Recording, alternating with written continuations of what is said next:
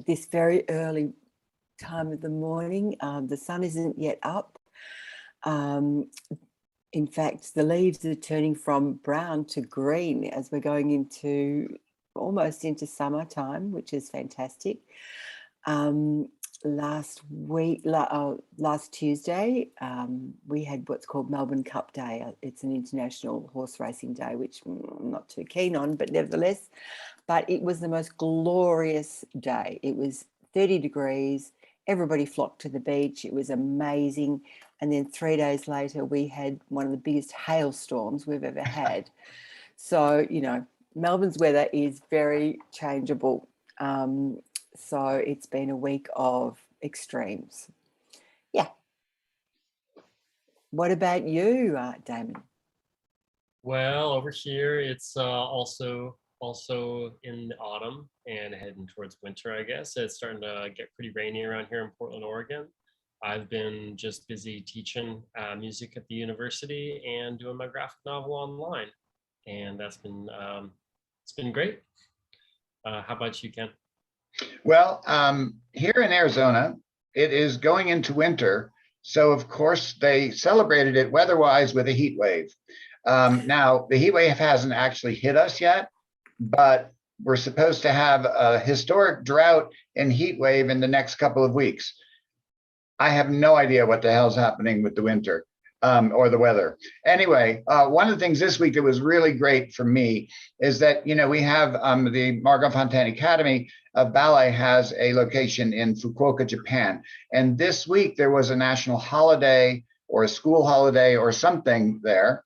And so what that meant was I was able to actually teach our children on Zoom. You know, the teachers there teach them, but it was just really lovely to get a chance to see their progress and all of that. But the most important news is that we ended up dog sitting a dog, and we have 2 kittens, and the one kitten met the dog last night, and that kitten is now afraid of everything. But so that's the really important news coming from Arizona by way of Fukuoka, Japan. But let's now look at something that is going to benefit everybody and wonderful for everybody. Let's take a look at the entertainment news of this week. Some very exciting things with some Global Sundays prior guests. Take it away, Lungani.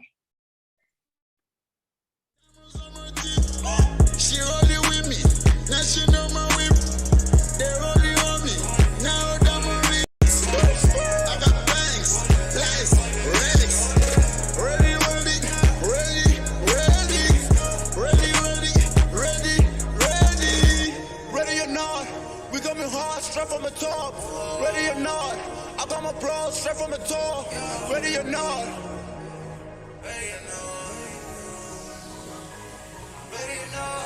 ready, no, I got all my bando, no, I'm just making all this money, yeah, I'm cashing up, all my niggas in the street trying to get it all my niggas by the guap, yeah, we get it all, this shit, hunters, no, making money, oh no.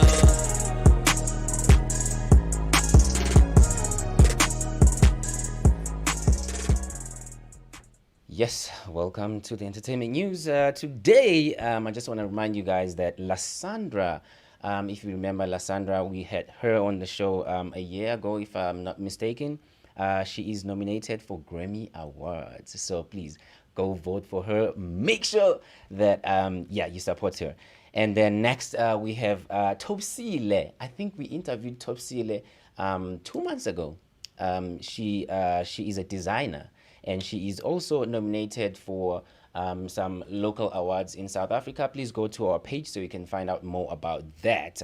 Sbonelo Zak, which is going to be our guest in December. He is also nominated for Gospel Awards. Please go vote for him. Raja Weird, if you remember Raja Weird, I think we also interviewed him like a year ago or so. He's a rapper. He is awesome. He's releasing a new project. If you want to find out more, go to his Instagram page, Raja Weird. Find out more. Tito Dandy, also one of our previous guests. He just recently released a new music video, and this one, I'm going to play the music video for you, but I'm not going to play the entire music video. If you want to see the entire music video, go to our YouTube channel, Diverse Global TV. You will see the music video. Yep, that's it for me today. But I am going to play you this video from Dandy Tito Composure. Thank you so much. I'll see you later.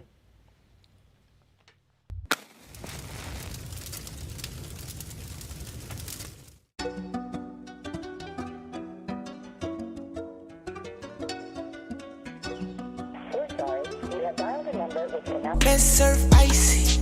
I don't panic, I keep my composure. I'm so cool.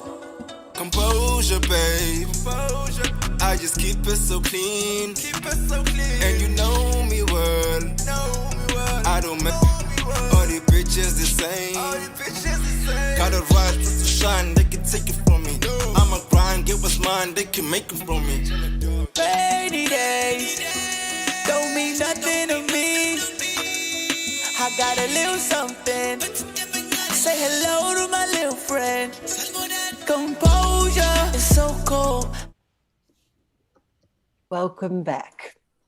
Now, today we have an extraordinary performer who's going to be our guest for today.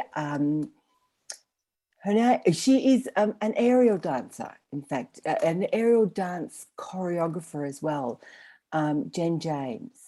She uses hammocks and slings to dance on air, and poetically she calls this suspended fluidity. So I'm really happy to be able to present to you Jen James. Welcome, Jen, to our program. Thank you so much. Nice to see you. Now, so Jen, how would you describe the essence of your life to someone who doesn't know you yet? Well, I am a performer, I am an artist, I'm a mom, I'm a wife, I'm an optimist, and I'm really excited to be here today. So thank you. Short answers. That's wonderful. Hello, Jen. It's good to be here with you. And sounds you're wearing many hats. So we need to make sure that you have enough headspace with Lungani, that he's always doing, the right camera with all those hats on top of it. The performing arts, they offer many different fields, and each is so special and so unique. And I'm also very much looking forward to knowing more about an area that I know almost nothing about. So that is quite special to me. And so have a very good day here, and I'm looking forward to see what the others have in terms of questions for you. I will also have some. Great. Nice to meet you. Thanks, Jen. It's great to have you on. Aerial dancing is such a beautiful form. I've always really appreciated that form, and it can be very exciting to watch as well. That's wonderful that you have room in your life for all of those different hats. Do you happen to have a favorite one? I didn't even hear that last part. I'm so sorry. Between mom, aerial dancer, artist, all of those, which is your favorite? Oh gosh. I like being able to be me, which is the artist and the creator. But other things are very important, and there's so much love there too. Thank you. I'm welcome, Jen. I know Jen well. On top of all of those other things, Jen is a go-getter and just a tour de force. If every single thing that I have seen you, address yourself to or choose to do, you have done it absolutely full force. And I had a little brush with aerial work in Switzerland. We were doing a production of the opera The Bartered Bride, and there's some big wild musical scene, and they wanted the ballet of the opera, to be a circus, and they had me cast as an aerialist. And in the first rehearsals, they decided to turn me into a muscle man lifting weights and keep me on the ground because it didn't quite work out right. Anyway, I have, just from that brief brush with it, I have absolute respect for you. And as you've seen, I've been at some of your performances live. I just sit there with my mouth hanging open, going like, "Oh my God, it's incredible what you do." So I want to ask, where did you learn the aerial work, and how did it start? Because like nowadays, of course, kids will see Cirque du Soleil, and there's a lot of even television commercials that include some aerial work. But how did it begin for you? Yeah, I wasn't exposed when I was younger. I was a dancer or always loved to dance. I didn't have an idea that it would be a serious pursuit until I was in high school. Then that's all I wanted to do. And so after college, I moved to New York to dance and find my way around and found that, I'm a fine dancer, but I'm not necessarily the one that everyone wants. And I was an artist, and making money is a thing, so you have to go get jobs everywhere. And I had all the jobs that you imagine for a performing artist, right? Bartending and waiting, and one of those was working for an entertainment company, and they produced huge, expensive, beautiful events, mostly for private clients and bar and bat mitzvahs. At one of those, the venue was Cipriani's on 42nd Street in New York. I was able to help decide what the entertainment was, or at least pitch it, and I had found a marketing brochure from this woman, Amanda Topaz, and so we hired her, and on that day I was the talent wrangler, amongst other things. And I was just in awe. I said, I need this in my life. And so I asked her if she would start teaching me. And so she started teaching me, and then hired me pretty quickly for some jobs. And that's how it started. And I'm so glad it happened because I feel very at home. Wow. Wow. That's so amazing how life just kind of puts in front of you that thing that you need. Because yeah, you're in such a big pool of talent in New York, being a dancer, and then you could find this thing that's like a special form, that's a niche, and I suppose it's the one that you connected with most. Would you say? Absolutely. Yeah. And I feel that now sets me apart from other people because I have that and the passion for it too. Right. Well, I wish I had aerial dancing at my bar mitzvah. They did those events mostly. Well, thank you very much. That's really awesome to hear about that. Let's go to the news with Ken Ludden. I'm sorry, say it again. Oh, we're going to go to the news with Ken Ludden now. Welcome. I'm Ken Ludden, reporting for the Global Sunday.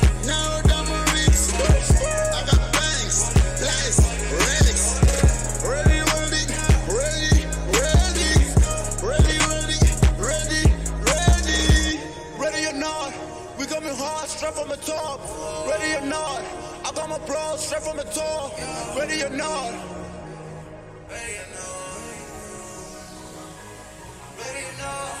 ready, no, I got all my bando, no, I'm just making all this money, yeah, I'm cashing up, all my niggas in the street trying to get it all my niggas by the guap, yeah, we get it all, this shit, hunters, no, making money, oh no.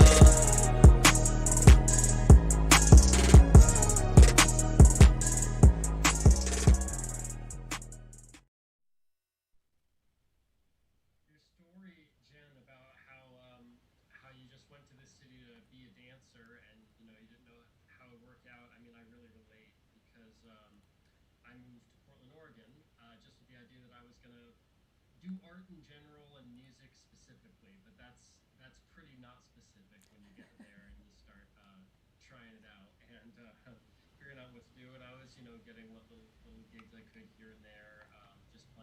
solo performer. But at a certain point, I decided, okay, I think I want to go back to school and learn a little bit more. And then in school, I had a teacher who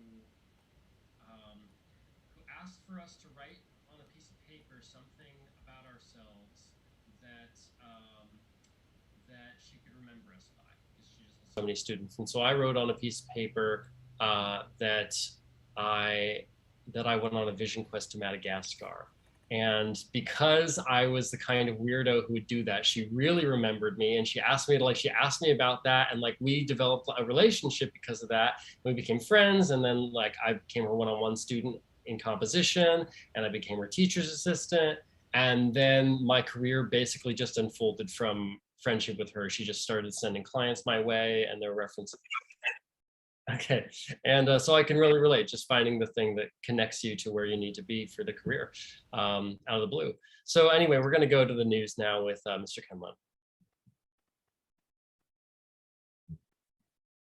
Kenlon. Welcome to the Global Sunday News. My name is Kenneth Ludden. Today is November 7th, 2021. Today in the world news, or this past week, everything seems to be highly political. Everything in the world.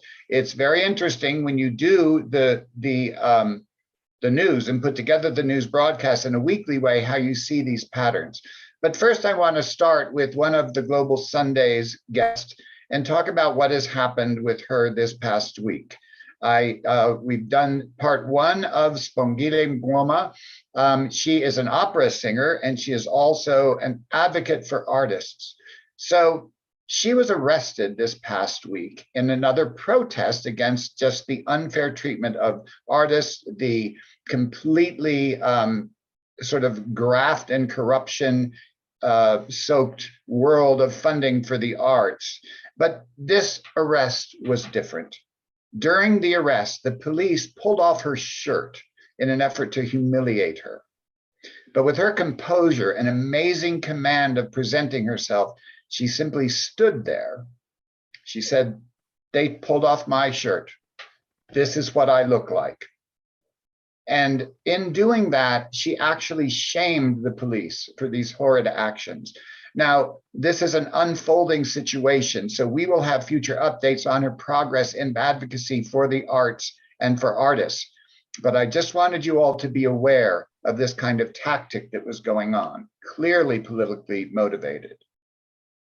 In our next story, after choking off methodically competition and dissent, current President Daniel Ortega of Nicaragua all but ensured his victory in a presidential contest, which voting is happening today, signaling Nicaragua's descent into autocratic rule.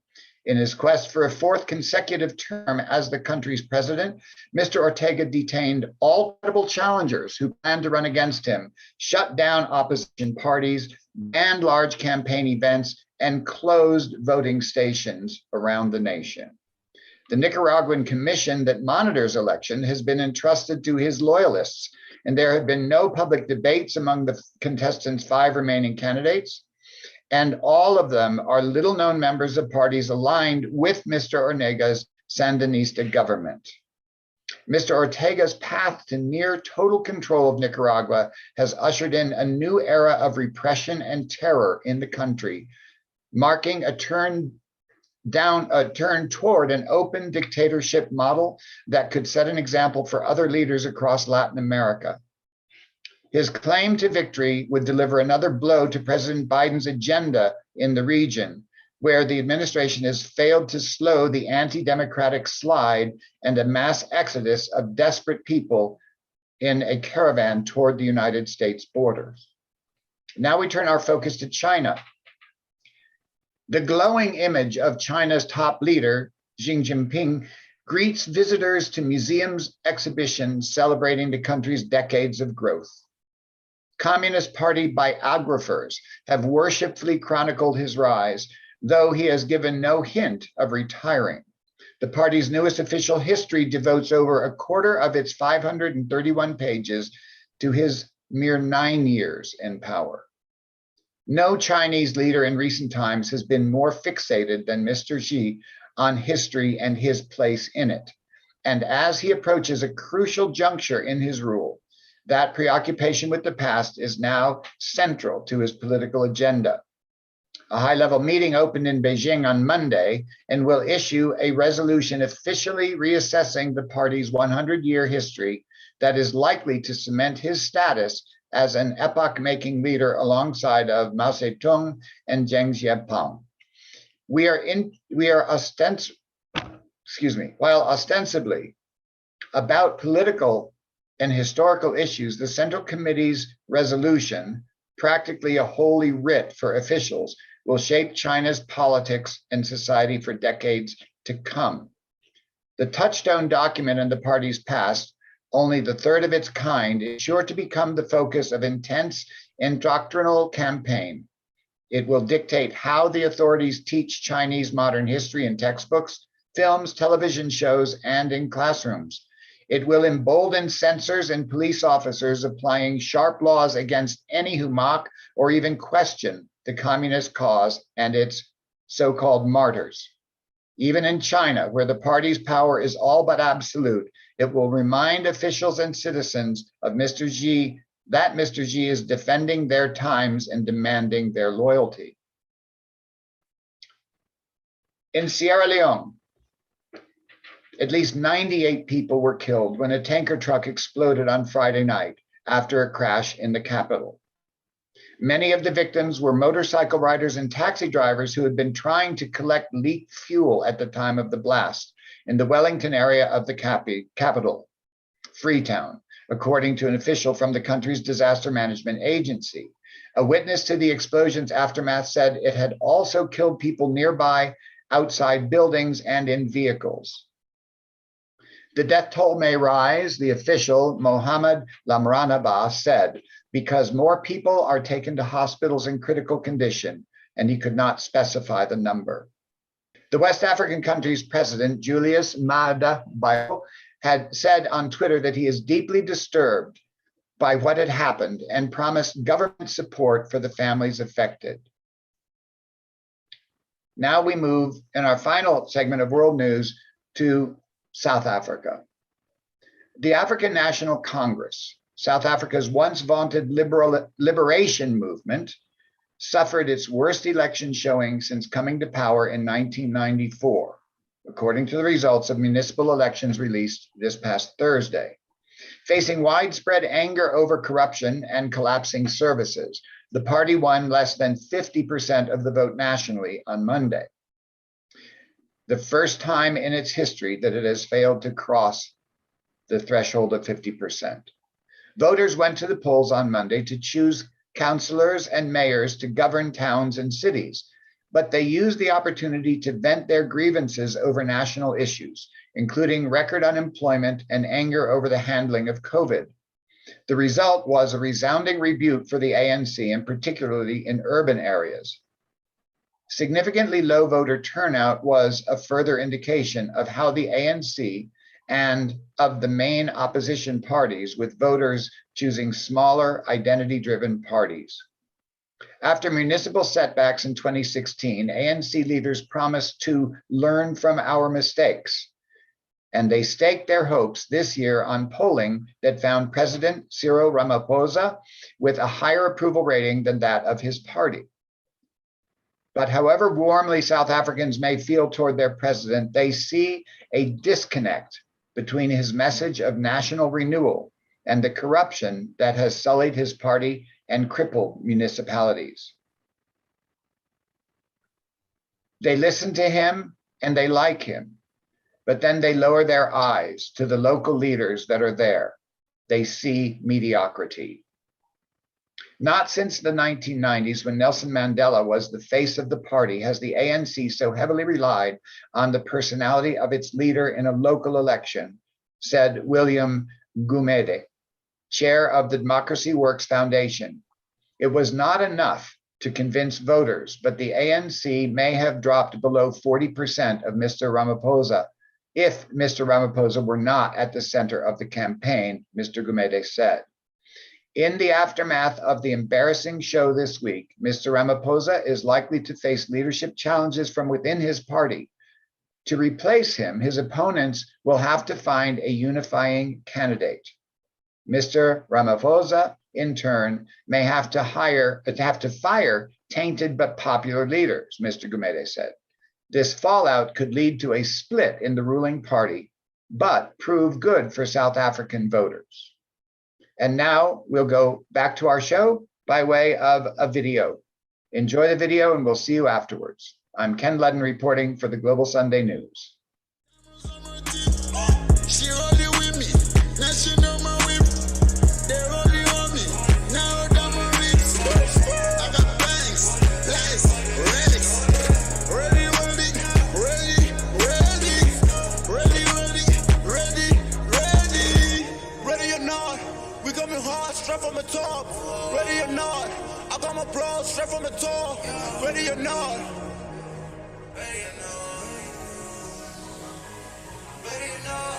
Ready? No, I got on my bando, no. I'm just making all this money, yeah, I'm cashing up. All my niggas in the street tryna get it all. All my niggas by the guap, yeah, we get it all. This shit, hunters, no. Making money, oh no.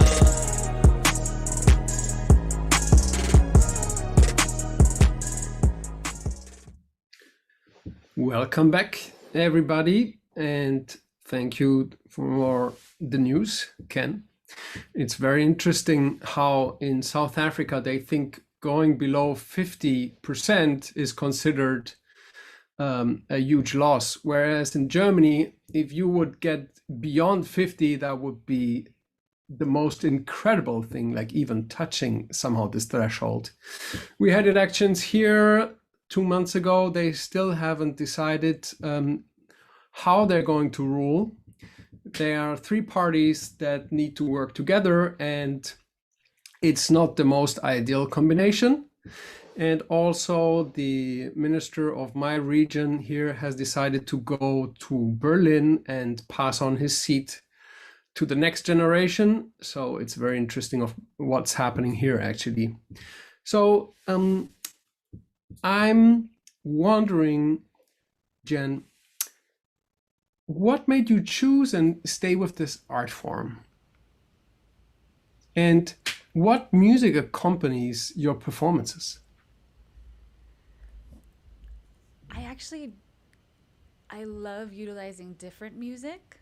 I find that within my specific skill set, I tend towards balletic, fluid movement, but I don't want that to always be informed by a music that is classical in nature, or it could be anything really. And I've had fun mixing it up when creating pieces for the stage. I've been able to use, just recently I was able to use a pop artist song, was able to get that confirmed. And then one time I had a beatboxer on stage so we could have a breaker with some contemporary movement, with some aerial movement. So I really do like to mix it up when given the opportunity. I guess, oh, sorry, Pipo, did you want to pursue that? I'm that's the good part of the Global Sunday, that it's a conversation of different people. So go for it, Claire. I love that. Sorry, I thought I was interrupting a really big train of thought there. Jen, I guess, having fluidity of movement would lend itself to sort of, as you say, balletic music, or, sort of more classic music, but having a beatboxer there, or, doing something to rock music must be extraordinary and powerful. Do you feel a different energy when you're doing that kind of thing? I do, absolutely. And it's partially music, it's partially talent in the room, it's energy of personality, and then when you actually bring that to a stage environment, which has usually been the case for my work, versus a video enclosed situation, and that you get the energy of the people as well in the audience. And so yes, I do agree with you that it is powerful, and it can be. I think I come from an entertainer standpoint, so it could be artistic, it could be commentary, it could be just for the visual aesthetic, and I'm kind of open to all of those explorations in my creative process. And I guess costuming and all of that would just add, oh God, I've seen aerial artists and oh my goodness, it's such an amazing art form. But it's the whole package. It's, it's incredible. It's really incredible. It's fun. I mean, it's an interesting place because you feel like there are limitations in the sense of the aerial aspect. I have to work with whatever ceiling is available to me.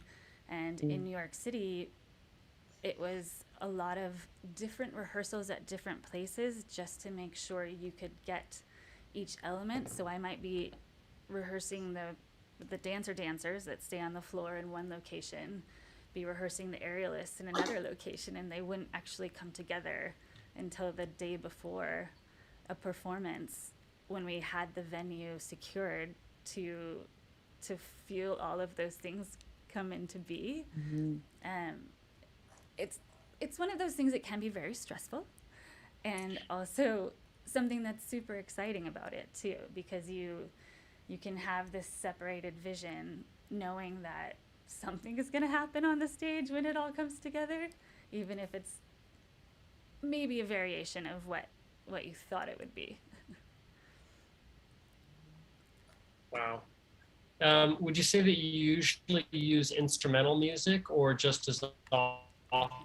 I'm so sorry, I couldn't hear that. Oh, can you You hear me right now? repeat it? My connection is a little funny. Yeah. Just, do you use instrumental music, or would you often have lyrics? I think what he asked you was, do you all use instrumental music or music with lyrics? Oh. It would. The music informs the project, so either. Recently used lyrical pop music, and that was fun to work within that lyrical space. But then instrumental is obviously has a little bit more. You can expand in whichever way you like, right? So anything. I'm open for all of it. Wow. If that answers. Wow. Recently, Jen, you made history. And here in Prescott, we have an annual event that's called Dancing for the Stars, instead of Dancing with the Stars, and it's modeled after the television show, but it's always pairs of dancers dancing together. One non-dancer, completely novice, and then somebody with dance experience. It's always just a wonderful, entertaining show, and you get to see the mayor and the real estate executive and all these people dancing, and it's and when it's good, it's great, and when it's really bad, it's even better. But anyway, you opened the show, and you were the first time in the history of that show, which has been, I think, a couple of decades, that they had a solo performer. And I felt very proud that I knew you. I thought, this is great, making history. In terms of those transition moments in your career, every single artist has so many movements of the career that happen. What is the most important one that happened in your career, other than, of course, the serendipity of how you got started? I mean, I do think that one was the one that made me feel like I found my place in my home. But that was just learning. So I was in New York City, and that's where I feel like most of the changes took place. I think it's hard to say. I loved working with another choreographer who primarily used pole for dance, and we created a company called Era Dance, where we combined aerial and pole and floor movement. And I felt like that was one of those moments where you're creating something different than anyone else has ever created. That's, at the time at least, we thought that was the case. There are people doing similar things. But those moments made me feel very confident in my skills and my ability to work with lots of different people in varying ranges of skill sets, and bringing those together. Recently it's changed because I moved to a small town in Arizona instead of big city New York, so that's its own new can of discovery, where it's more solo work, and I have big ideas, but obviously a pandemic happened. And spaces are limited, so it's kind of like a whole new ball game out here. Well, innovation always makes us sweat, but it also makes us invent. And I'm really glad that when you did that, combining choreography and dancers on the floor and other elements together, that Celine Dion was in the audience, so she was able to be inspired to do her latest iteration of her show in Las Vegas. You're a trendsetter. I'd like to think that. So as a dancer, I wonder, when you're doing those movements and you don't have the floor as something to stop, or can you help me? What is the meaning? What is the right word in English to have something that opposes the movement, so you can stop it or get to a hold position, or Okay, so yeah, like something that stabilizes, something, a counterbalance to your movement. like the force of arriving, and then is it thrust, and then the other one is called, how was it called again? Arrest. Arrest. Force of arrest. So I'm wondering, how do you count the music, and how do you imagine is there fixed positions? Are they referring to space and corners? And how do you define your room? And how do you speak with the stage people, and explain them, like, that has to be here, or how would that work? How is the vocabulary? I love this question because it is such a different situation. You're working with gravity, and you're working with the physics of force. So movement, when you become tighter, you go faster. When you elongate, you can slow down. And it's finding those moments and how you combine them to change the speed and change how it looks, which makes it very, very, very challenging for coordinated or absolutely matching movement on different bodies. It's a rarity that it's a situation where people are move with that same quality in such a way that it's absolutely perfect on the stage when you're seeing the lines. So like what I was saying before with the poles, that was kind of lovely because you had something that was stuck to the ground that you could utilize to bring, in our case, we would bring a piece of fabric and wrap it around the pole different ways. And so that created that stabilizing moment. You could also be, a grounded performer that is gently slowing someone down, speeding someone up, creating a duet in that way as well. So it's almost as if the grounded performers are more aware of the stage space. But as a performer in the air, I'm aware of my directional space. But it is quite a challenge to speak the same language with everyone, if you will. So could you describe the best performance you've ever put on for us? I think a beautiful performance where I felt like we were a little more avant-garde was with this company, Aerialist. We were asked to be a part of a show called Pole Art. It took place in Finland. And so within all of these restrictions of space in relationship to creating a movement, we were able to put on, it was six performers, pole and aerial, and combine that.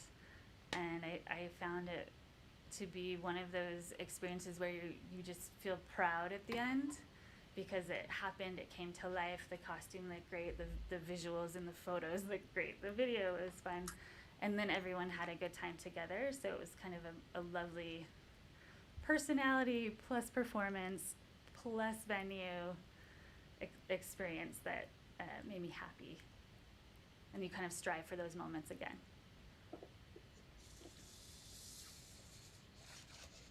Wow. So what aspect of that would you say was the most avant-garde, and it was different from what you'd normally expect in the kind of show that you put on? Can someone tell me that louder? He asked what aspect of that particular performance would be considered avant-garde. Oh, well, I think at the time it was new in the presentation of combining aerial fabric with pole in a different way than Cirque du Soleil, for example. Like, they had different apparatus in different places, and it's staged in a way that it's combined, but this was physical combination of it with bodies and the apparatus itself. Wow, that must be so exciting to be part of a somewhat newer dance form, so that you have the opportunity to be making combinations and innovating things that haven't happened yet. That's really amazing. Very exciting. Well, yeah, thank you. Yes. I believe we're meant to go news now, yes? Ken Ludden. Say it again. Oh. I'm Ken Ludden. I'm back with our COVID report. Our second segment is almost always dealing with the COVID pandemic. So in today's COVID update, the coronavirus pandemic has affected our lives, our economy, in nearly every corner of the globe. More than 3.93 billion people worldwide have received a dose of a COVID-19 vaccine, equal to about 51.2% of the world's population. However, there are stark gaps between richer and poorer nations. The United States has surpassed 750,000 known COVID deaths, making this coronavirus pandemic the worst in American history. And globally, so far, about a week and a half ago, the global death toll was above 5 million. Across the United States, Monday, airports expected to be filled with people reuniting with significant others, parents, and friends from the 33 countries that have been prohibited from traveling directly to the United States for more than a year and a half. Lisa Greve, 23, of Erlangen, Germany, is among the travelers who brought the first flight that would get them to their loved one's side as soon as the White House announced the travel would open on November 8th, tomorrow, to fully vaccinated visitors from previously banned countries. She has not seen her boyfriend in over 600 days. Under the new rules, fully vaccinated travelers will be allowed to enter the United States if they can show proof of vaccination and a negative coronavirus test taken 72 hours before departure. Unvaccinated Americans and children under the age of 18 are exempt from the requirement, but must take a coronavirus test within 24 hours of travel. And of course, this in the United States and in many countries, it's very difficult because of the amount of time that the results come in. It's often very difficult to meet that 24-hour deadline. In Britain, the health secretary is urging eligible residents to get booster shots of the coronavirus vaccine, aiming to reduce pressure on the country's health system as winter approaches. Britain is currently experiencing another surge in new cases due to the Delta Plus variant of the coronavirus. 10 million Britons, largely those over the age of 50, have received booster shots since the government began offering them, and millions more will be invited in the coming weeks to book appointments. Officials hope that the extra doses will boost protection against the virus. Some research suggests that immunity against infection in certain populations, particularly the elderly and those with underlying medical conditions, may begin to wane 6 months after full vaccination. Saeed Javed said, he's the health secretary in Britain, said, if we all come together and play our part, we can get through this challenging winter and avoid a return to restrictions and enjoy Christmas. Now, on a different aspect of this coronavirus, 2 spotted hyenas at the Denver Zoo have tested positive for the coronavirus, becoming the first known cases in the world among hyenas, zoo and veterinary services officials announced on Friday. The adult hyenas, 22-year-old Ngozi and 23-year-old Kibo, have so far exhibited mild symptoms of COVID, including a little bit of coughing and sneezing and nasal discharge and lethargy, but they are believed to be in good shape and improving, Dr. Jake Kubei, a spokesman for the Denver Zoo, said on Saturday. The hyenas are the latest in a number of infections confirmed among animals at the Denver Zoo, with positive test results returned for 11 lions and 2 tigers, which Mr. Kubei said have either fully recovered or on their way to recovery. Samples were collected from a variety of species at the zoo, said the announcement from the National Veterinary Services Laboratories, which is part of the US Department of Agriculture. The samples were tested by the Colorado State University Veterinary Diagnostic Laboratory. In the United States, a federal appeals panel on yesterday, temporarily blocked a new coronavirus vaccine mandate for large businesses and a sign that the Biden administration may face an uphill battle in its biggest effort yet to combat the virus among Americans' workforce. The stay, the legal halting of the new rule, issued by the 3-panel judge from the U.S. Court of Appeals for the Fifth Circuit in Louisiana, doesn't have an immediate impact. The first major deadline in the new rule is December 5th, when companies with at least 100 employees must require unvaccinated employees to wear masks indoors. Businesses have until January 4th to mandate COVID vaccinations or start weekly testing of their workers.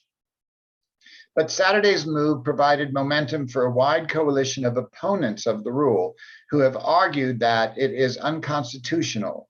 A group of businesses, religious groups, advocacy organizations in several states, including Louisiana and Texas, had filed a petition on Friday with the court arguing that the administration had overstepped its authority. Ironically, some of the loudest and most vigorous opposition to this rule is coming from Fox News. Fox News, long before any of the other major corporations, had a stricter policy in place among Fox News. And so it is very interesting that they are leading the charge against this when they, as a corporation, were the first in the United States to actually impose this type of restriction, and yet theirs was even stricter. That's all for the coronavirus update. And now we're going to show an outbreak, a short video called Outbreak, and then we will return to our very special guest, Jen James. We'll see you on the other side of the video. She rolling with me, now she know my whip. They rolling on me, now I'm my wrist. I got bangs, blacks, relics.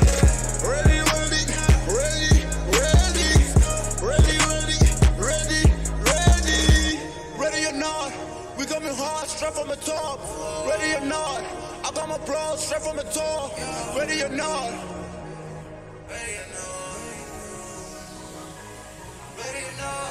Ready? No, I got on my bando, no. I'm just making all this money, yeah, I'm cashing up. All my niggas in the street tryna get it off. All my niggas by the guap, yeah, we get it off. This shit, hunters, no. Making money. Welcome back to the Global Sunday. It's great to have you all here. And it's great to have our beautiful guest, Jen James, with us, who is an aerial dancer, which is an extraordinary thing to be, I think.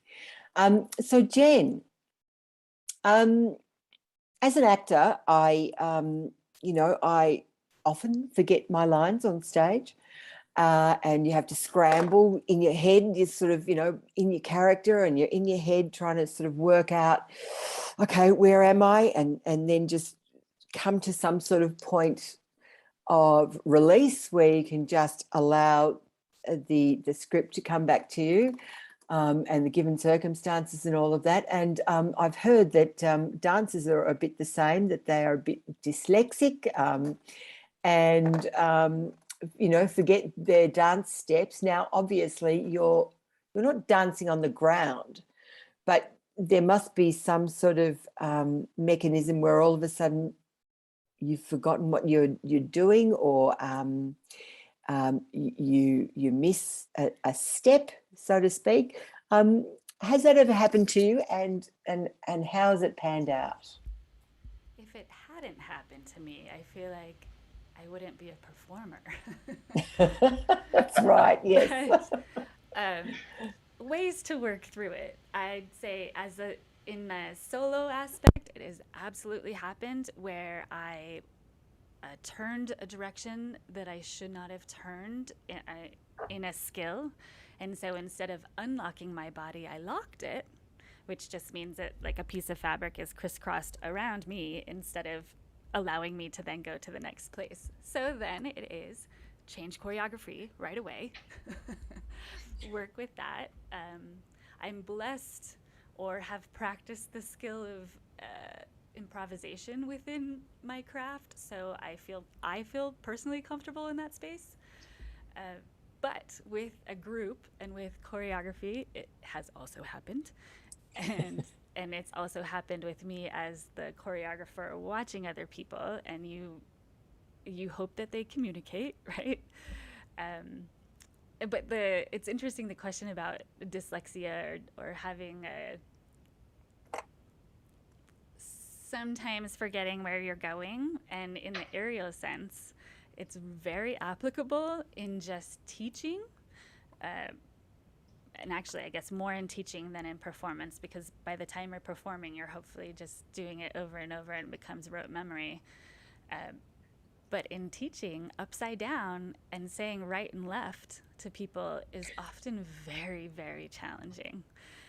So you come up with all sorts of different ways to speak the language to whomever it is you're speaking to, whether it's toward the ceiling, toward the floor, like directional in that sense, or if it is closer to your toes. You have to find a way that people understand what you're asking for.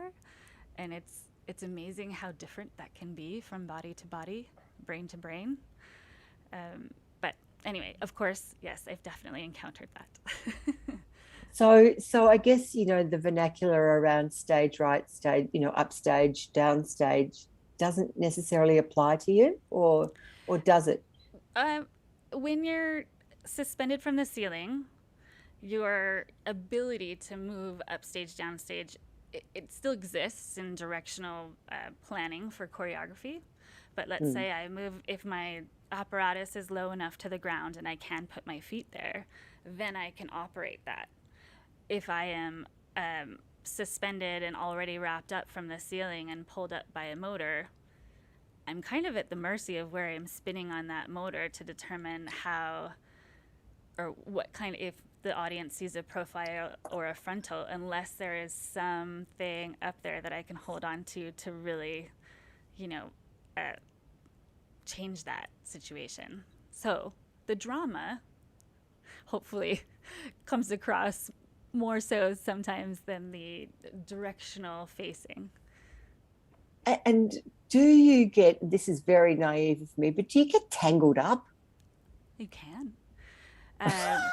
You can, and I have an example of when it wasn't I wasn't tangled, but I was up high, and so you have that. There's like a fear factor, or what I call a safe fear of heights. I am in the range of people that my safe place is under 30 feet above the ground.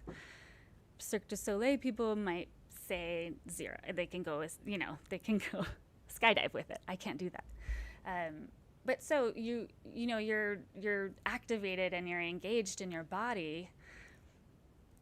And if something is going wrong and you feel stuck, then you have that. I would say this in rehearsal more than in performance. You have that moment of like, okay, what do I do? But hopefully you've gone into this performance analyzing where things are wrapped and meant to be on your body. So if you see that the fabric is closer to your body and it really was supposed to be further from your body, then you have to go through a series of things to fix that. But in a performance, and I was pregnant at the time, so I had a little extra, I think, fear mechanism trigger in my body. It wasn't wrong. It was just slower than the other person, but I, had that moment of like, gotta get, and then unless you calm yourself down, then it's just a sloppy transition instead of a pretty but late transition, So it's a choice you make while you're dangling over people's heads. Yeah. Yeah. You were talking about teaching, and I've really found with music that those challenges in teaching and how do I say this so you're going to get it, has made me such a better musician, having to think about it from every angle so other people understand it, because it's like you get into a groove of I've got this thing I do that works, but to understand it from all the angles so that you could make sure somebody else gets it is like a whole other level. Have you experienced something similar like that?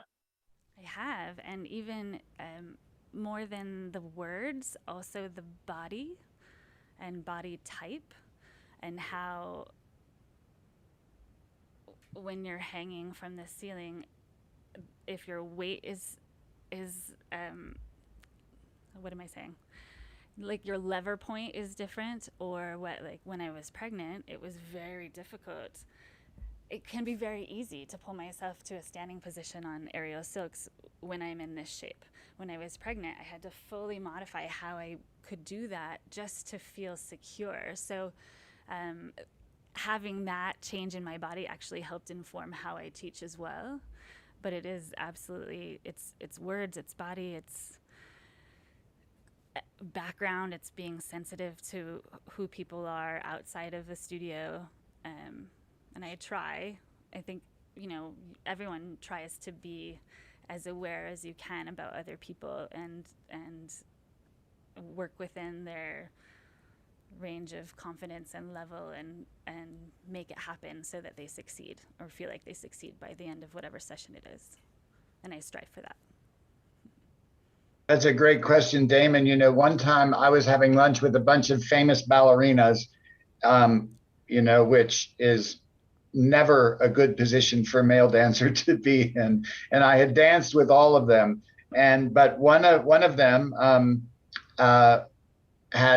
we were sitting there, and I had had an injury, and it was clear that my performing career was over. And Carmen Mate turned to me and she said, "Now, Ken, don't worry. All of us have found that the best dancing we've ever done is when we're teaching and demonstrating to students rather than anything we ever did on stage." And so it's true, when you're teaching, there really is this other orientation. But in terms of the becoming disoriented and dyslexia and things, Jen, I tried to do a little bit of a search on Google, but I've never found anything I searched for on the internet. I was particularly looking up Simone Biles, the American gymnast, who in the Olympics had to drop out of competition because she had and there was a name for it, and I was looking for that name. Do you know what that is? The The twisties is what she said. The twisties, do you get that as an aerialist? Is that something that happens in aerial work when you're connected to things, or only when you're flying through the air, twisting around without any connection? I can't speak for other people. It hasn't happened to me. I've had variations of my body being willing to spin at fast speeds. That has changed over time. I would say people more in the beginning range of learning how to do aerial might encounter dizziness, and sometimes that means that they say, no, this isn't my thing. But I haven't heard a term specifically related to aerialists who experience that, to answer the question in a short way. Well, just listening to you talk about what you do is giving me PTSD. I am so afraid of heights. One time I was diving off of a low diving board into a swimming pool, and I got to the top of the arc and looked down and fainted, and I hit the water just like, because I was completely passed out. I fainted from being up high. So but that's why you do it in a hammock low to the ground, so you just feel like you're doing an arabesque. You just have a little extra prop assistant partner. So when the ballerina is without her male partner, she can do something else. okay, I still don't think I'm going to try it, but if I do, you will be my partner. And then every big, strong person possible around me to make it so I don't fall. Okay, sorry, Claire, off to you. Well, on this topic, it's kind of like, if you're having a bad day, or you're not feeling great for whatever reason, I mean, even being pregnant must have been very challenging for you. Even if you had a really, fantastic pregnancy that you sailed through, the changes in your body and just how you feel that day would absolutely have to affect the way that you perform. I mean, it's not like me on stage, or Ken on stage, or Peepo, or any of us on stage. We're grounded. We've got our feet on the ground.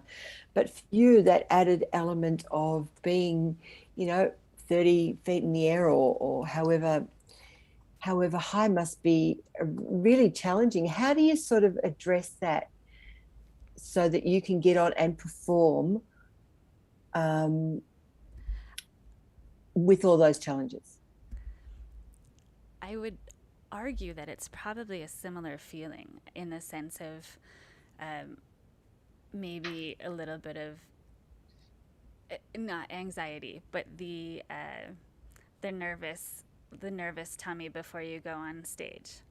For me, it's not stage fright. It's just that I want to do a good job, and I'm committed to being the best I can at that point. And for me, being on stage is really such a happy place that if I can find myself there, it's likely to be a happy day. If it's not, something happens otherwise, then I also feel like when I get to a stage, I should be grateful for that moment, that I'm able to have this opportunity to do what I love. So that comes from a very optimistic place. I'm sure that there are other opinions out there, but I like to cherish the moments I have in the place I love. Yeah. Well, actually, how do you eat before you perform? Good question. I absolutely eat. Maybe not right before, unless it was, a little snack. But it is now very much an important part of my practice to drink water the whole day. If I'm not hydrated, then I get dizzy very quickly. And then after, I usually have to, drown in water. No, I drink a lot of water or lay down sometimes if I've been doing a lot of spinning, and that's just how my body reacts at this point in my life. It wasn't really the case pre-baby days. Wow. But I just So- like performing so much that I will do that. I will lay on the ground looking like a crazy person just so I can do that 15-minute set. Yeah. So if I'm I'm starting to be convinced to take the class with Ken in aerial dancing, Please. you know, No. once I'm back there with all those persons that securing and holding us. So maybe I can start a little routine here. What kind of exercises would you advise me to do? I mean, which muscle groups do I need to work on?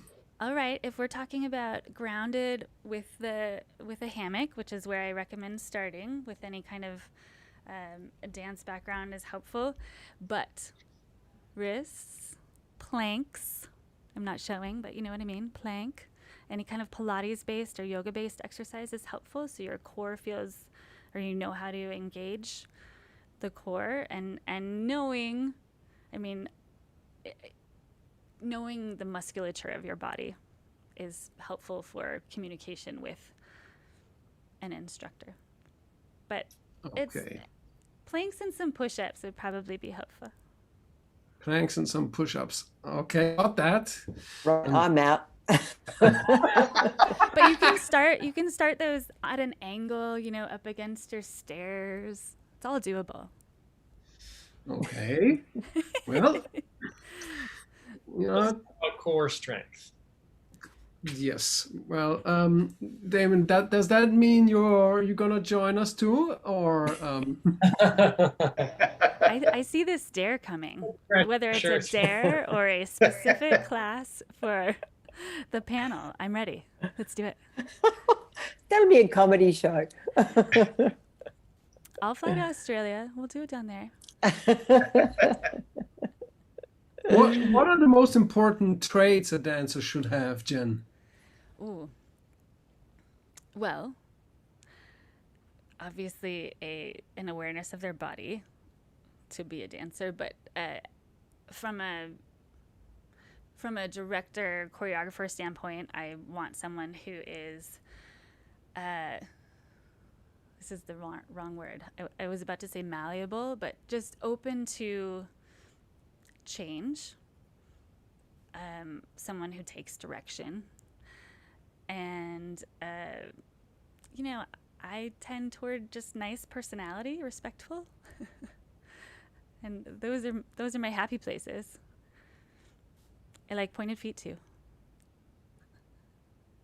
Those sound like a lot of qualities that just would be you'd want in whoever you're working with. Yes. Yeah.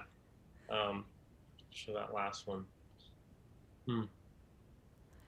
But Is there anything that's like specific for just on that same topic, anything for aerial dancers specifically that like is demanding in a way that other dancing isn't as much? well, there's this strength and there's the strength issue that's different. So if I were to go into a ballet studio and speak to the ballerinas and say, hey, just come do this, they probably would get to, you know, a beautiful place on the floor, but then much more than that needs some conditioning. And so really it would be desire to do it, because if it's not worth the time and effort needed to, you know, have the awareness of the muscles that you need to use if you wanted to take it higher and really build off of that. But I've started from places, you know, with Broadway dancers, you know, it's what you make of the situation. So if I were to hire someone for an event where it's a ceiling that's 30 feet tall, I'm going to my experienced aerialists that were dancers before. And if I'm doing something low that needs a little sass appeal, then that is much more open to a wide range of dancers. Cool. Thank you. That's really interesting. You know, just two things. I remember when we were doing the Acronite performance, in between your sets and after, and just for you out there around the world who are watching this, Jen was on, it was a pole with a big ring at the top, and she was in the ring and going all around the ring. And you mentioned about the bruises, because you've got a steel rod that you're sideways on and upside down, and that has got to, I guess I know, dancing and ballet, I've strained muscles and broken bones and had to keep on dancing, but a bruise is really, that's got to just be so distracting. There are different things that you will deal with as an aerialist. If you are working with a soft apparatus like silks or hammock, then you'll feel the squish. So you feel like if it's not placed correctly, or if it's not placed correctly, then you will feel like your insides are about to pop out. I'm just not for your first time. This is when you're really going for it. So you're still coming to that first class.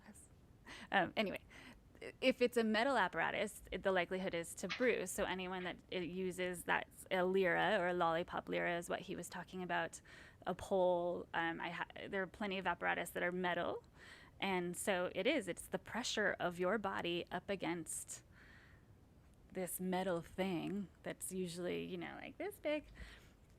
And yes, the bruises exist, and you get used to them or you hate them. And there are some people that only work on the soft apparatus, and there are some people that only work on the hard apparatus, and you kind of, it's like dancing on point. You put up with it for the beauty of it, right? So your body starts to bruise or callus or wherever the pressure is placed. You do have to accommodate some discomfort for a little while. I cannot imagine. Okay, so what we're going to do now is we're going to take a break. We're going to go to Lungani, and we're going to check in with our viewers around the world. I'm so glad you're all tuned in, and also some of the comments and all of that. So Lungani, what's going on online on the web?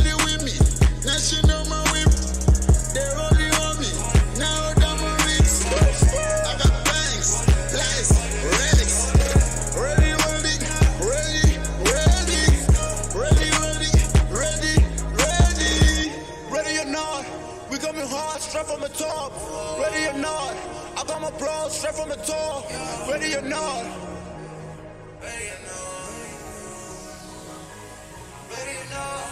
ready, no, I got all my bands on, no, I'm just making all this money, yeah, I'm cashing up, all my niggas in the street trying to get it all my niggas by the guap, yeah, we get it all, this shit, hundreds, no, making money, oh no.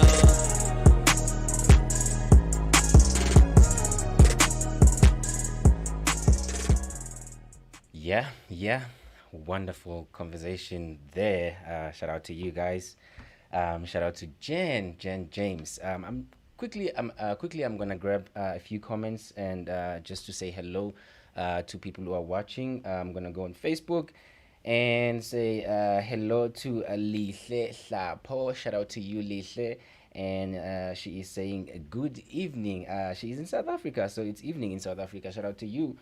Let me say shout out to Luno Market SA, and they're saying, I have a question. What exercises one can do? I think that's already been answered. You should do push-ups and planks and work out your core. Yeah. So I think already there's people that wants to join. So shout out to you, Luno. Yeah. If you have some more questions, we'll try and answer as we go. Hello, beautiful. Okay. Wow, nice. Luno is saying hello, beautiful.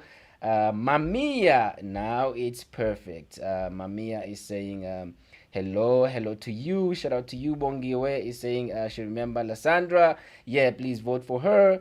We are going to continue sending you guys shout out. If you're on YouTube also, you can send a comment below. we'll make sure that we send you a shout out. Thank you so much, guys, for tuning in. Thank you for staying with us. I'm just gonna play this video from Jen. Okay, so I know you guys been waiting.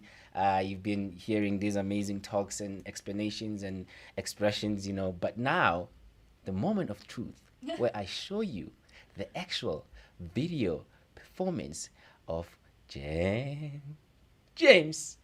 I hope you're ready for this one. From me, Lungani Kuala, I'm saying shout out to you and thank you so much. I'll check you later. Stay tuned because we are going to be talking some more with our beautiful panelist and our lovely guest. So enjoy this video from Jen, and I'll see you on the other side. God bless.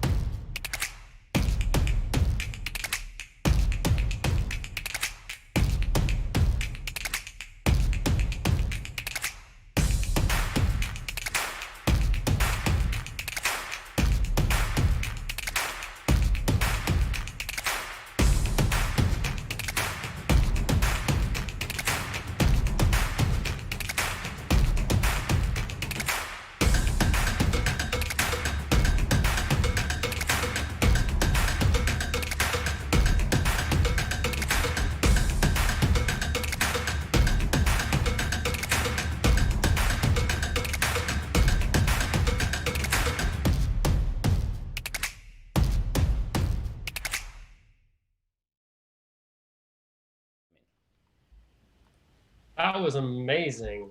Seeing all those different kinds of dancing put together, seeing the ballet dancers with the pole dancers next to them, and seeing all those different arrangements of the aerial dancing.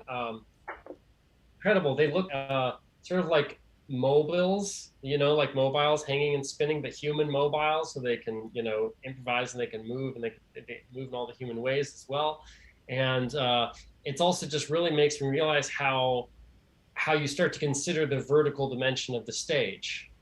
Like there was the questions about stage right and stage left and everything, but there's, it's just like all of a sudden it's a chess game that goes this way too. It's got a whole other dimension to it, and you just see how much space you have to work with in that environment, and the different ways of ascending with the poles or the fabrics. It's incredible. So such an amazing thing to bring to the stage. Thank you for that video. Thank you. It's like set design without the backdrop. Yeah.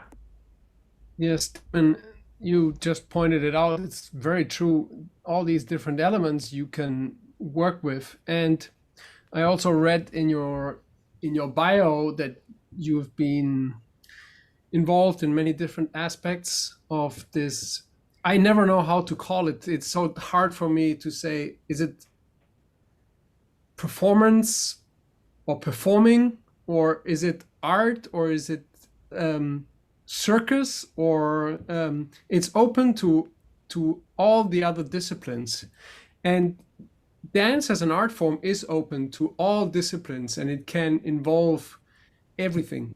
And you can go and see a dance performance and it has avant-garde music of John Cage, or you have the Rite of Spring, and the dancers, they're working with counts that aren't the usual counts. So you can go and break some of the patterns that we're used to. Although it's still, since it's visual, it helps you to stay and perceive what's happening, and you can hear music that usually, like with the Rite of Spring, you would consider not music at that time, or that would be revolutionary. And I find that very interesting and intriguing to think of how many different elements you have. I also want to welcome everybody back and get back to the questionnaire. As an international dancer, what does it feel like to dance in front of a huge audience? Magic. Uh, Oh, do you hear we me? lost your audio. Now you're back. Yeah. You're back, yes. My answer was magic or magical. I don't know if you can tell by how excited I get talking about being on a in stage environment. I love the feeling of performing in general. And I find something very special in the small environments too, because I have that direct eye-to-eye connection, and it's a different perspective. You're hanging over someone's head and you're like, speaking to them with your eyes or with your body. And I love that. I love being on stage when you can't see anybody and you just feel the energy around you. Magical was a good way to sum it up, though. It's very exciting. I miss this past month. I've gotten back to having some kind of audience, and I feel like it's fed the soul quite a bit. Mm. I agree with you about that energy that a live audience gives you. It's a real, whatever the performance, whatever our way of being on stage, whether it's, as an actor, a dancer, a musician, whatever it is, that energy cannot be replaced. And as we've done a lot over the last 2 years on Zoom, most of us, as soon as you get back in front of an audience, it's all of a sudden like your spirit just comes alive, because it's not, the audience is just as integral to a performance as the performers are. And it's very much a holistic thing. So yes, I totally get that feeling of magic. And I guess it doesn't matter whether it is a huge audience or a very intimate audience. The same thing applies. You just respect, the energy flow between both what you're doing and what the audience is doing, and in giving back. And it's quite extraordinary. And I was, just to be able to offer your art to the world is quite extraordinary. And what I just saw in that beautiful clip is mind-blowing. I think Ken said he felt sick, but I think it was not because of your performance. It was because he was putting himself in your shoes. Thank you very much. Yeah. I like the kind of hammock that's like on two trees, and that if you put your feet over the side, they're on the ground. While we were watching that amazing video, we were talking, when the videos are on, for those of you in the audience, we can talk to each other, we've talked a lot about language, of like just spatial relation to things and all that. And you mentioned a word, I got a D in geography, so I didn't know what you meant, but you said something about a dodecahedron. I think that's a river somewhere, but I'm not sure what that was. It was the shape of an apparatus. It's one of my favorites. It's considered like a sacred geometric shape. but a friend of mine who owns an entertainment company, she built, or she had built a dodecahedron. So it's basically like, you know, a hanging ornament. That's what I like to do. I'm a hanging ornament, but in the shape of a dodecahedron. So fun, because you get to find new pathways and shapes that aren't on the apparatus that you could teach someone at a local studio. So it's just a place to be creative. That's incredible. You know, there is a tremendous tribute to aerial artistry. I don't know how much you're aware, but in pre-Second World War Germany and Europe, aerialists and the circus were absolutely the biggest stars.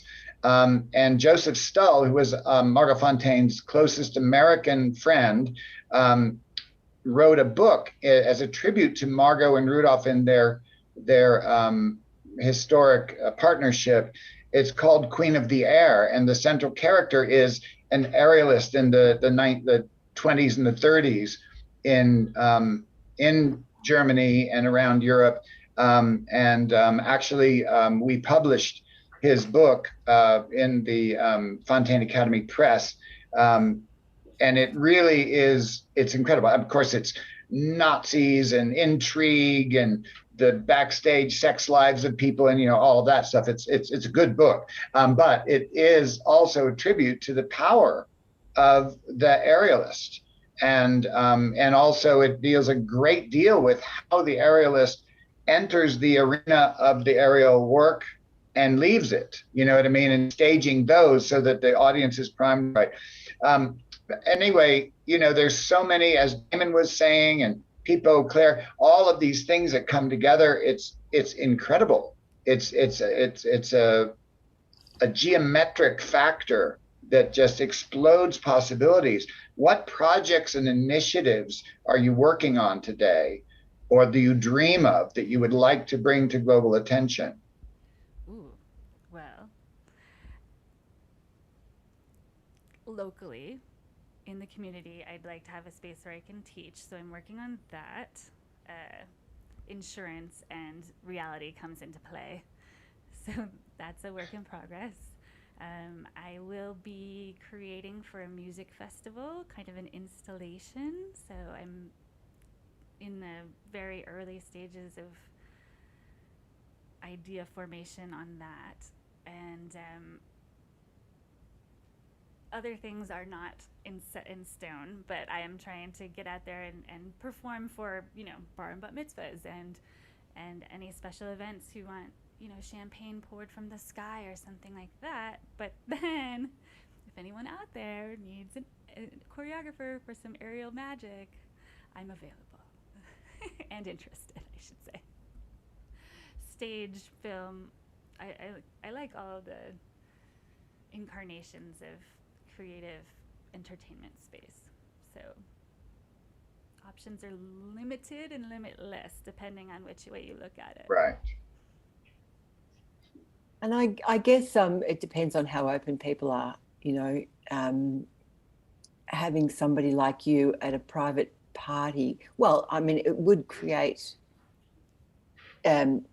challenges, because I mean, you would have to make sure that the ceiling that you were hanging from is secure. I mean, I don't think you could come into a lot of private homes and do that because the ceiling would fall through. But you know, it's amazing the places that you can find yourself in performing. And good on you. Good on you. Just keep on going with that. That's fantastic. So, you know, we've slightly touched on the pandemic and how that has affected most of us. It's been a time of a lot of self-reflection in a lot of ways, and how to, I guess for a lot of us, how to take our careers, our businesses, our passion, and take it into another dimension. Yours is a very physical dimension, to be an aerialist. So, you know, what's kind of helped you in the last 2 years? You did mention you have a child, so I guess that's been a big part of being at home with somebody, which is pretty special.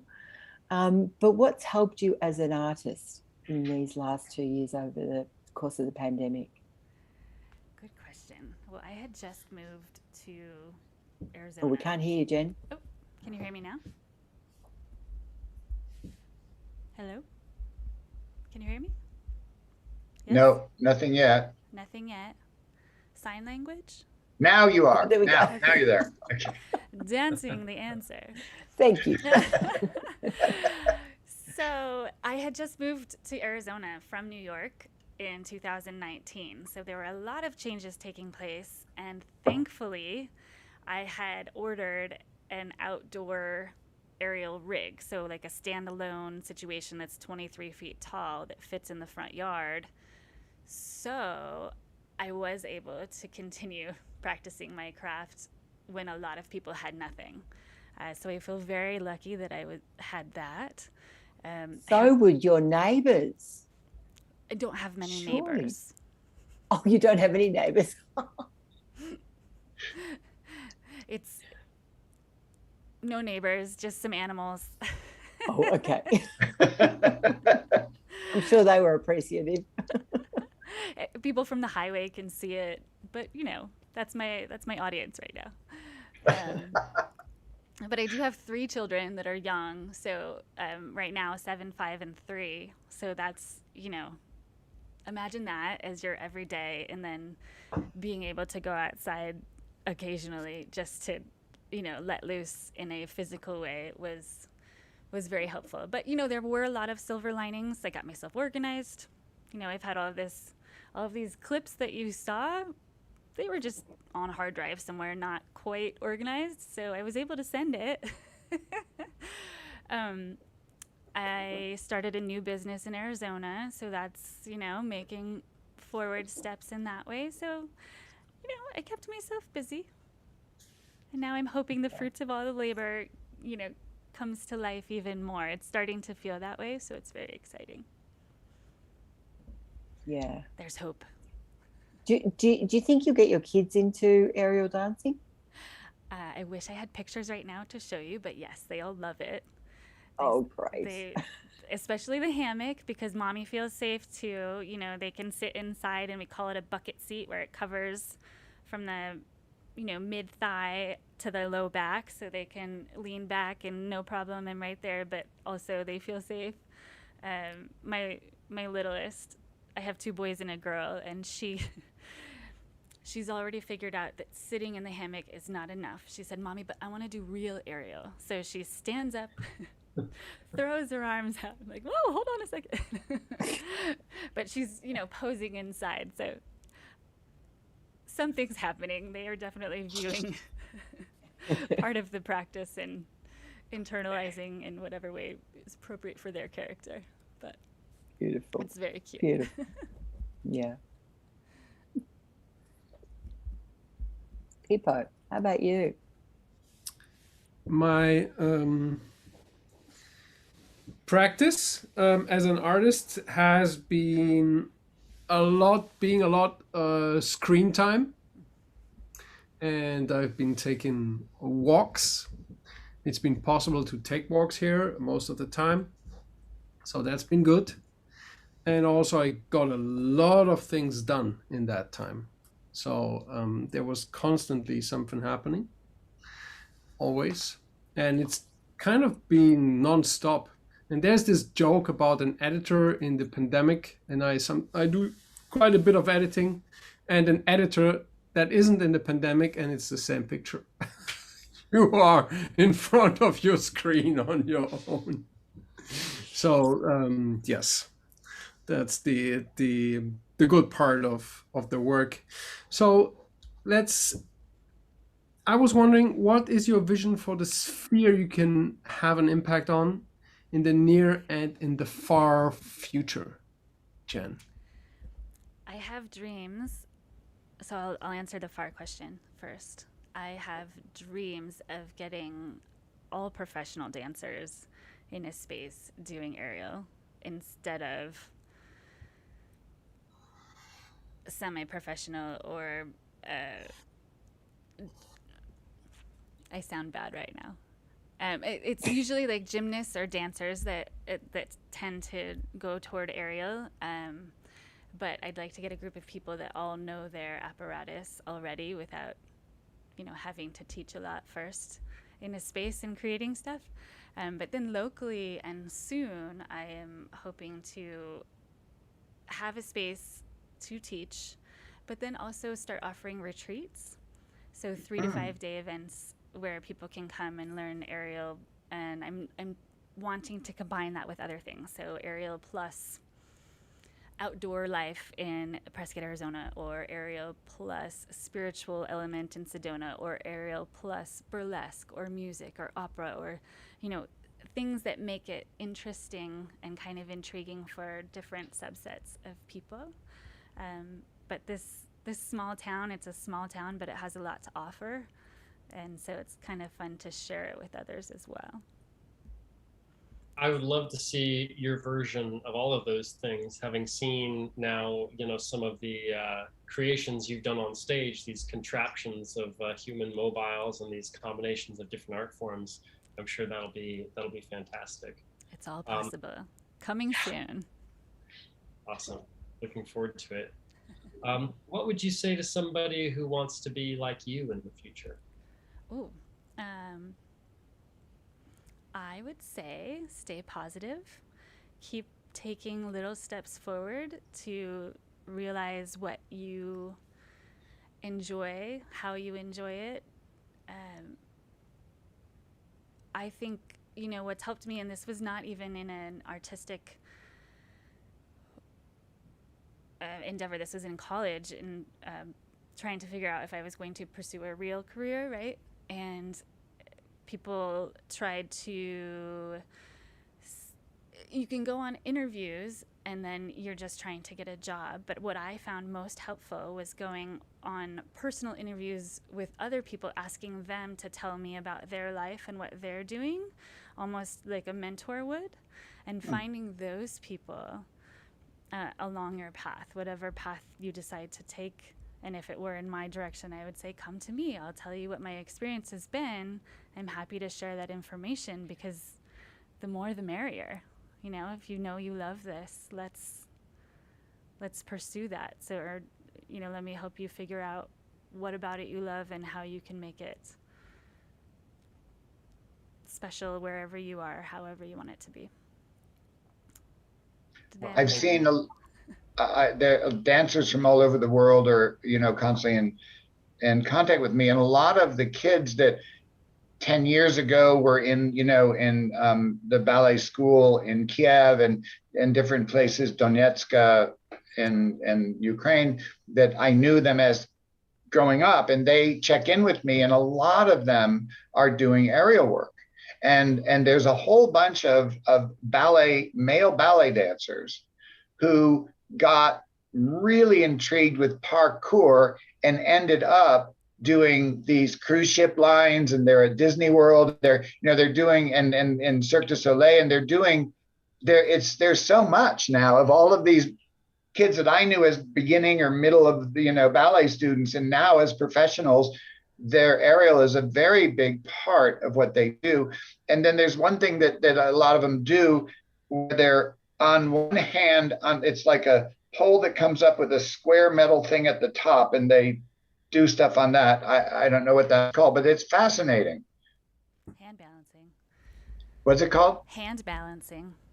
Hand balance. Oh, I could have named it that. I thought it was a dodecahedron.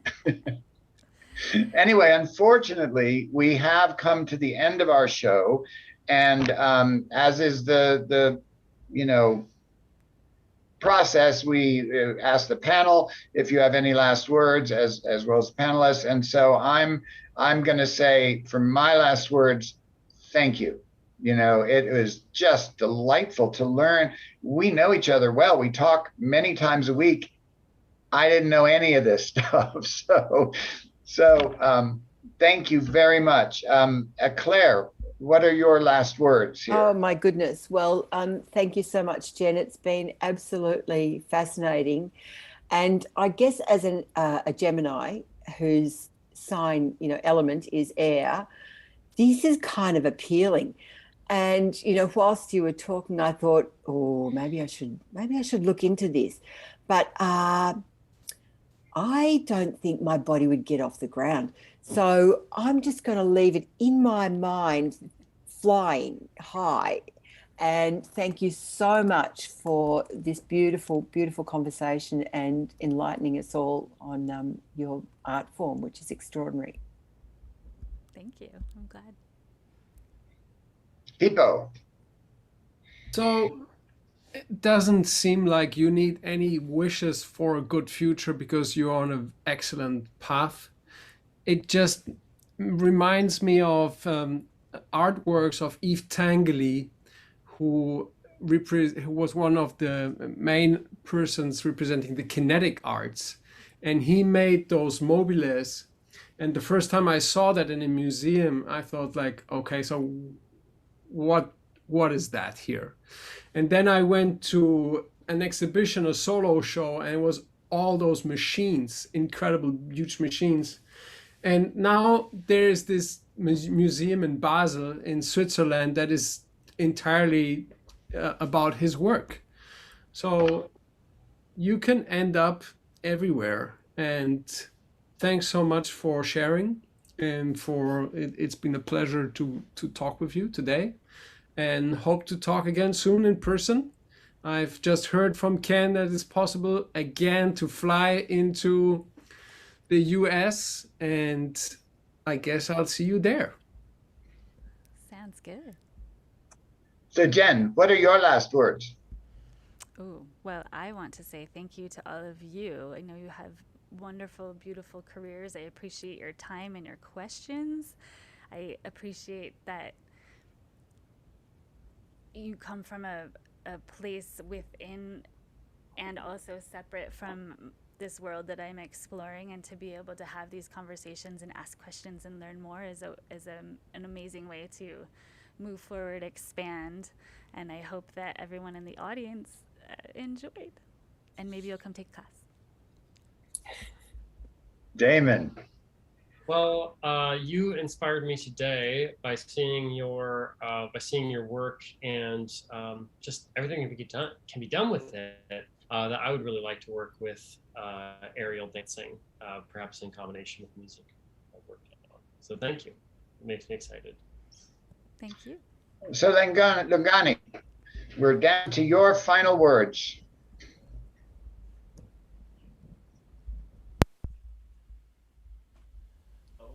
Okay, I've been quiet for too long. I mean, I can't even talk. Yeah, I would like to say thank you so much, Jen, for making time. I know Lungani, your audio is very low. my audio is very low. Yeah. Okay. It sounds like your mic is not on. Now it's fine. Thank you so much. Yeah, I was saying thank you so much to Jen. Thank you so much to all of you guys for making time, to be part of the show. And what a lovely, lovely, beautiful talk that you guys had. I'm sure a lot of people are inspired, especially women. I really like it when we hear a lot from women. It inspires me. Well done to all of you. Thank you so much, Mr. Laden. Thank you so much, Claire. Thank you so much, Damon. Thank you so much, people. And lastly, thank you so much, Jen. I'll let you say your last words if you have, and then we just close the show. Thank you so much to all of you guys who are watching at home, commenting. I see a lot of comments. People are inspired. People love you. They're saying you're so beautiful. Yeah, thank you so much to you guys at home. We really appreciate it. Yeah, Jen, if you have something to say, you might as well say it now, or otherwise. Lungani ko alawati kulungana po panwa chesa hamajan lungani ko lele aka yung panaka chocolate kid. This is the Global Sunday. I'll see you next week, same time, same place. Jen, say something before we close the show. Say bye bye to everybody. Thank you so much for coming. I really appreciate your time, and I hope to fly over your head sometime soon. Actually, where can people find you or watch your videos? Oh, find me. Website suspendedfluidity.com, YouTube with /suspended fluidity, and then also jen-james.com for some other work as well.